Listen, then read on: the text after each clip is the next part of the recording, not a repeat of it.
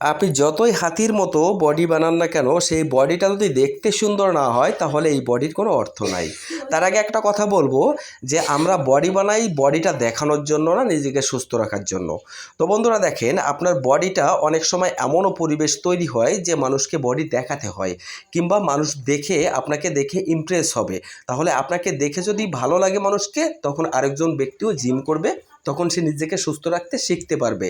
তো দেখেন বন্ধুরা, আপনি কিভাবে আপনার বুকের পেশিটা সুন্দর করতে পারেন, এর জন্য কয়েকটা ওয়ার্কআউট আমি আপনাদের সামনে নিয়ে এসেছি। এবং ওয়ার্কআউটটা বড় বিষয় না, ওয়ার্কআউটের নিয়মটা আপনাকে ফলো করতে হবে।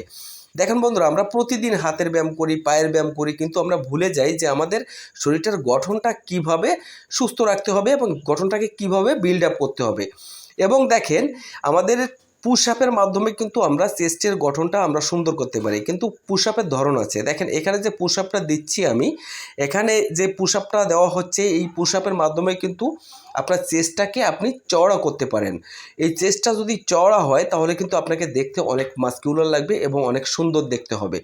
এর জন্য আমাদের কি করতে হবে, যদি আপার চেস্টের ওয়ার্কআউট আপনি করতে চান, বুকের পেশির ওপরের যে অংশ, সব অংশকে কিন্তু আপনাকে ফোকাস করতে হবে।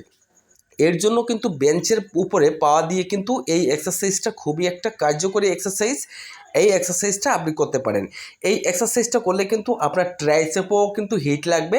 এই জন্য যেদিন আপনি ট্রাইসেপের ওয়ার্কআউট করবেন, সেদিন আপনি এই চেস্টের ওয়ার্কআউট করবেন, এবং যেদিন চেস্টের ওয়ার্কআউট করবেন তো সেদিন কিন্তু আপনি এই ট্রাইসেপের ওয়ার্কআউট করবেন। কারণ কি দেখেন, এই ট্রাইসেপের সাথে কিন্তু চেস্টের একটা সম্পর্ক আছে।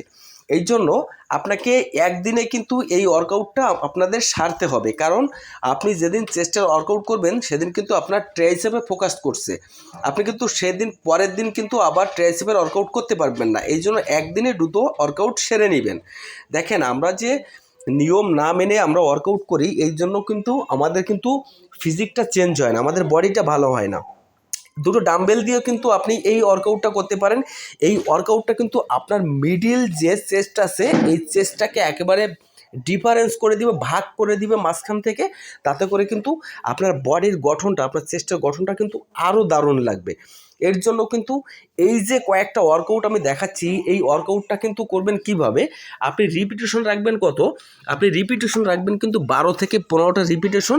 এবং দেখেন, এই চেস্টের ওয়ার্কআউটটা কিন্তু প্রতিদিন করা যাবে না, এবং আপনি প্রতিদিন কিন্তু পুশ আপ দিবেন না। প্রতিদিন পুশ আপ দিলে কিন্তু আপনার চেস্টটা ডাউন হয়ে যাবে, মাসুলগুলো কিন্তু ওখানে ড্যামেজ হয়ে যাবে, পরে কিন্তু মাসুলগুলো আর রিকভারি হবে না।